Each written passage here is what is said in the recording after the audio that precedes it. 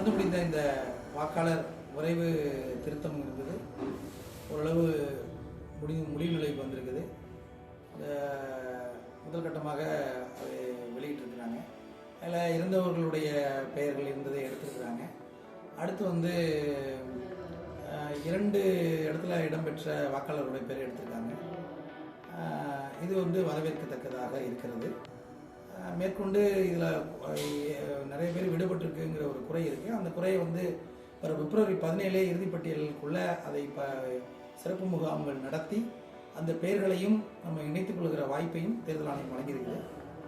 இதில் நாளடைவில் இந்த பணி நடைபெறும் போது ஓரளவு நேர்மையாகவும் உண்மையாகவும் தான் நடந்திருக்கு போல எங்களுக்கெல்லாம் தோணுது. அந்த அடிப்படையில் இதை நாங்கள் வரவேற்கிறதா அல்லது எதிர்க்கிறதாங்கிற இரட்டை நிலைப்பாட்டோடு தான் இருந்தோம். இப்போ நடந்திருக்கிறத பார்த்தா ஓரளவு பரவாயில்ல. இந்த தேவையில்லாத இருந்தவர்களுடைய பட்டியல் அதிகமாக இருக்க வேண்டியதில்லை. அது இல்லாமல் இந்த ஒரே வாக்காளர் பெயர் ஒரு தொகுதியில் ஒரு 2-3 பாகங்கள் இடம்பெற்றிருந்தது. அதையெல்லாம் எடுத்திருக்கிறாங்க. அதுக்கான இந்த வருவாய்த்துறையினுடைய வேலையும் சரி, அந்த அரசூழியர்களுடைய பங்களிப்பும் மிகச்சிறந்த அளவில் இருக்குது. இரவு பொருள் பார்க்காம வருவாய்த்துறையினர் இந்த வேலையை செஞ்சுருக்கிறாங்க. தேர்தல் ஆணையம் மிகச்சிறப்பாக செஞ்சுருக்கு அப்படின்னு நாங்கள் மனதார பாராட்டுறோம். வணக்கம்.